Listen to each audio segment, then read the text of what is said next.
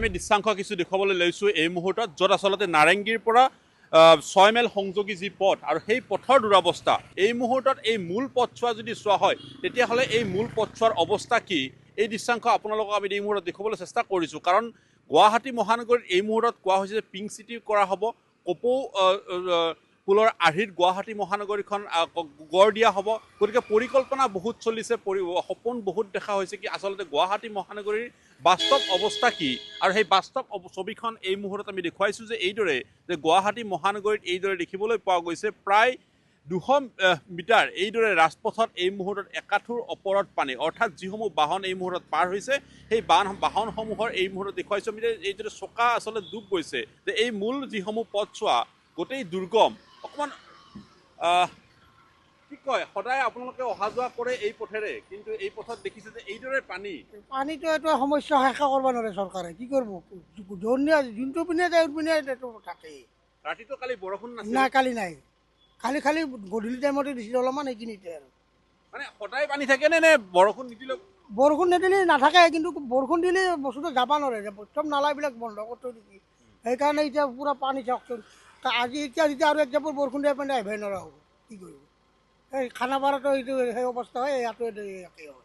চৌদিশে একাকাৰ পৰিৱেশ, আৰু এয়া সাধাৰণ লোকৰ ভাষ্য। আৰু তেখেতসকলে উল্লেখ কৰিছে যে আচলতে এই গুৱাহাটী মহানগৰ, যাক লৈ আচলতে সাধাৰণতে গৌৰৱ কৰা হয়, সেই গুৱাহাটী মহানগৰীৰ প্ৰকৃত ছবিখন কি আচলতে তাকে লৈ প্ৰশ্ন স্বাভাৱিকভাৱে উত্থাপন কৰা হয়। আৰু পথৰ মাজত সৃষ্টি হোৱা বৃহৎ গাঁতৰ কথা যেনিবা নকলোৱে, সেইসমূহ দুৰ্গম পথৰ অৱস্থাক লৈ সৰ্বত্ৰে হাহাকাৰময় এটা পৰিৱেশৰ সূচনা হৈ আছে। আৰু তাৰ এই মুহূৰ্তত যদি চোৱা হয় তেতিয়াহ'লে দেখিবলৈ পোৱা গৈছে এই পথছোৱাৰ এই মুহূৰ্তত প্ৰায় 200 মিটাৰ পথ এইদৰে আচলতে পানীত থাকিব লগা হৈছে। আৰু এয়াই আচলতে গুৱাহাটী মহানগৰীৰ পথৰ প্ৰকৃত স্বৰূপ। এফালে বৰষুণ দিলে পানী, আৰু আনফালে যদি চোৱা হয় তেতিয়াহ'লে খাবলৈ এটুপি পানীৰ অভাৱ। গতিকে চৌদিশে চাৰিওফালে অৱস্থাৰ হাহাকাৰময় এটা পৰিৱেশত এই মুহূৰ্তত গুৱাহাটীৰ মহানগৰবাসী। আৰু এইদৰে এইসমূহ বাহন আমি দেখুৱাইছোঁ যে যিসমূহৰ আচলতে গুৱাহাটীৰ প্ৰকৃত ছবিখন এইদৰে দেখা হয়, আৰু প্ৰকৃত গুৱাহাটী মহানগৰীৰ আচলতে উন্নয়ন ক'ত আচলতে এই ছবিখনেই সেয়া স্পষ্ট কৰি দিয়ে। কিছু প্ৰতিক্ৰিয়া দিবলৈ চেষ্টা কৰিছোঁ, কাৰণ ইয়াত দেখিবলৈ পাওঁ যিসমূহৰ ইয়াৰ স্থানীয় লোক, সেইসকলৰ পৰাই আমি কিছু প্ৰতিক্ৰিয়া ল'ম, কাৰণ তেওঁলোকে আচলতে দুৰ্ভোগ ভুগিছে এই পথৰ দুৰৱস্থা যাতনাৰ।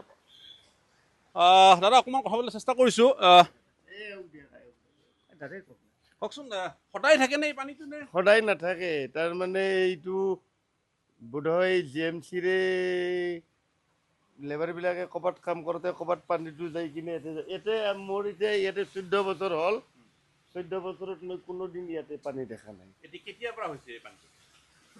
এইটো এই GMCৰ মানুহে এইবিলাকত কিবা কাম কৰিছিল, কাম কৰাৰ পৰাই হ'ল নে কিয়ে হ'ল, ইমান ডিটেইলছ নাজানো। আৰু বোধহয় ইয়াতে পানী কোনোবাৰ ফেচ কৰা নাই, এইবাৰ প্ৰথম ফেচ কৰিছোঁ। আজি কিমান দিন ধৰি পানীটো আছে এনেকৈ? আজি 10 দিন ধৰি এনেকৈ আছে। GMC আহি কিনে এইপিনে নালা মানে ক'ৰবাত ভুল হৈছে, আৰু সেই ভুলৰ কাৰণে এই অৱস্থা নেকি? একচুৱেলি ভুল মানে আমাৰ পাব্লিকৰো আছে ইয়াতে। কিবা আপুনি চাওকচোন, ড্ৰেইনটো অৱস্থাই নাই, পূৰা অলপ আছে, পাব্লিকৰ আছে। আৰু ড্ৰেইনটো আজি 17 বছৰ ধৰি চাফা কৰা নাই, 17 নহয় 11 বছৰমান হ'ব চাগে চাফা কৰা নাই। এতিয়া কিন্তু ড্ৰেইনটো ডিপ আছে, নিয়াৰ এবাউট 15 ফিট। মাটি পৰি মানে কি হৈছে, ড্ৰেইনটো এটা লেয়াৰ হৈ গৈছে, তাৰে ওপৰত এই ডাষ্টবিনৰ এইবিলাক পৰি গৈছে, যাৰ ফলত কি হৈছে পানীটো সেই কৰিব পাৰে, যাব নোৱাৰা হৈছে। এতিয়া নালাৰ যিটো হেইট আৰু ৰাস্তাৰ হেইট তলৰখিনি ছেইম আছে, যদিও নালাটো নিয়াৰ এবাউট 15 ফিট আছে। এইখিনিও নিশ্চয় চাফা কৰিম। সেইখিনি ঠাইত এনেকুৱা অৱস্থাটো সেইখিনিত হৈছিল, কিন্তু এতিয়া সিপিনে চাফা হৈ গ'ল, ইপিনে আহি গ'ল, কথা একেটাই হৈ আছে, ঘূৰি আছে। তাৰমানে আগত সিপিনে হৈছিল, সিপিনে এতিয়া ভাল হ'ল, ইপিনে হ'ল।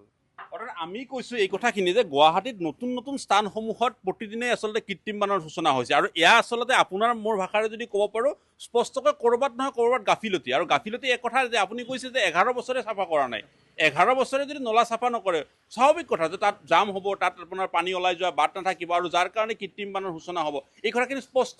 কিন্তু ইমানবোৰ কথা আচলতে যিসকল টেকনিকেলি অফিচাৰ থাকে তেওঁলোকে এই বিষয়বিলাক আচলতে তেখেতসকলে অনুধাৱন কৰিব পাৰে বা তেখেতসকলে জানিব পাৰে, কিন্তু তাৰ পিছতো আচলতে এই কামসমূহ নকৰে যে, এইটোৱে আটাইতকৈ ডাঙৰ কথা। কিন্তু মই অকল GMCকে দোষ নিদিওঁ, আমাৰ 100% দোষ আছে। আপুনি নালা যেতিয়া চাব তাত দেখিব আপুনি গোটেই ডাষ্টবিনো পেলায়, অথচ ডাষ্টবিনৰ কাৰণেতো সদায় সদায় আমাৰ ঘৰবিলাকতো মানুহ আহে ডাষ্টবিন লোৱাৰ কাৰণে। এতিয়া যদি আপুনি ডাষ্টবিনটো চাই দেখিব তাতে মানে গাড়ীৰ বস্তুৱে কিবা বস্তুৱে একদম ভৰ্তি হৈ আছে।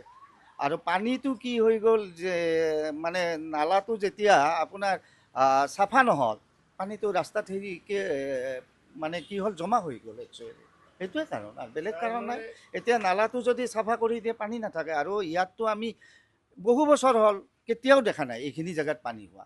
অপজিট ছাইডত হৈছিল পানী, ৰাস্তাৰ সেইটো পাৰে হৈছিল, কিন্তু সেইটো পাৰে হ'লেও খুব বেছি 10 মিনিট 15 মিনিট থাকে পানীটো ওলাই যায়। কিন্তু এইটো ছাইডত কি হ'ল, আজি 10 দিনমান হ'ল দাদা, নহয় জানো? 10 দিনমান হ'ল পানীটো জমা হৈ আছে। আপুনি বিচৰা বাতৰি পাব কেৱল নিউজ 18 এপত। নিউজ 18 এপ ডাউনলোড কৰিবলৈ স্কেন কৰক এই QR কোড।